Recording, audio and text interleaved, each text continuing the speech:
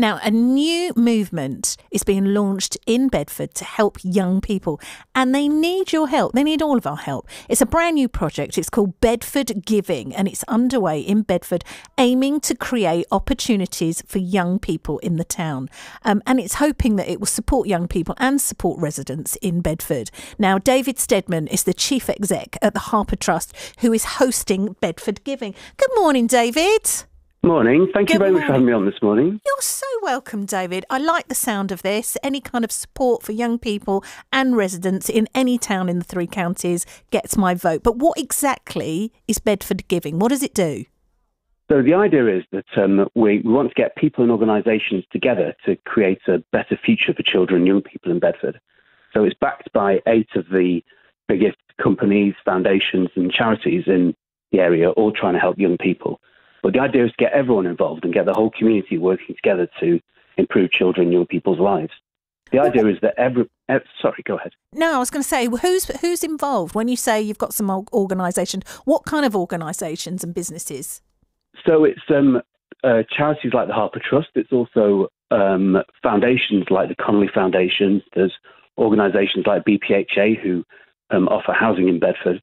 And just a whole range of and individuals, the Lusada PLC, so they're a business. So that's just the start, though. What we're hoping is we'll get more and more people involved over time. And how are you going to kind of mobilise? Who is going to kind of coordinate this whole Bedford Giving? So it's being hosted by the Harper Trust, but it's independent. So there's a separate website. There's a team that's going to coordinate this, and we're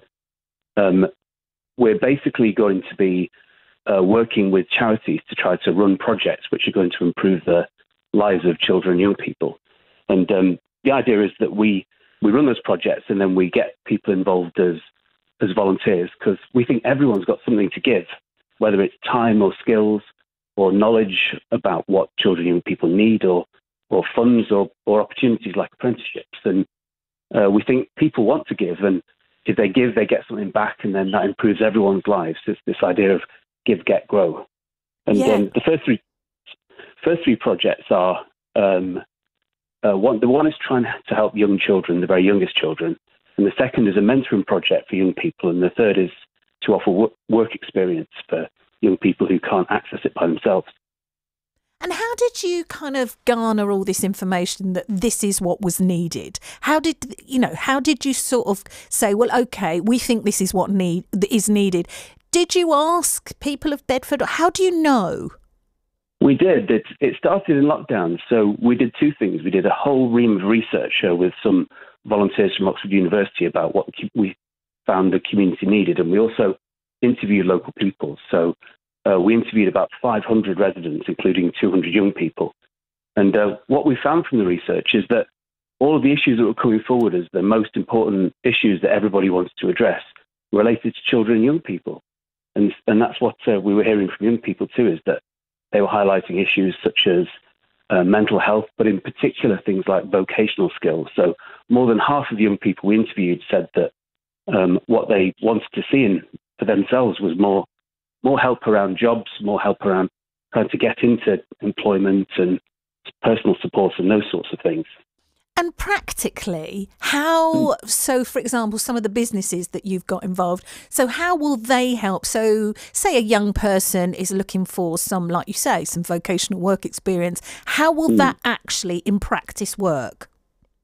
So we're beginning to work with some secondary schools in Bedford. And so lots of the way that it works with work experience at the moment is that most schools get young people to find their own work experience. And so for those that have got good contacts with their families, then they're fine. But there's a group of children, it's actually about a quarter of young people in Bedford who don't have access to those kinds of networks. So we're asking businesses that want to offer work experience to go to bedfordgiving.org.uk's website.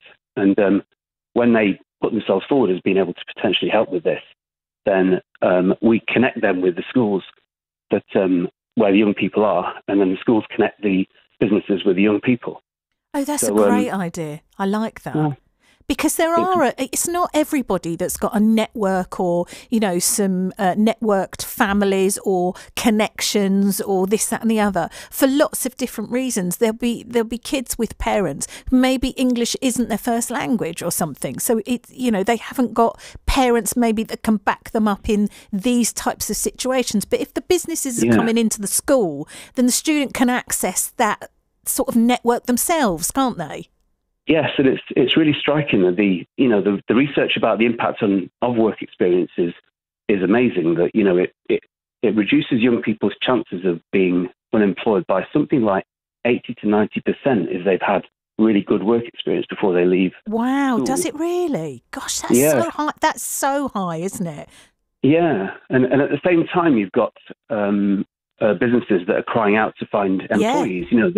So it feels like a win-win. So we hope Bedford Giving will be able to connect those two together and do some real good.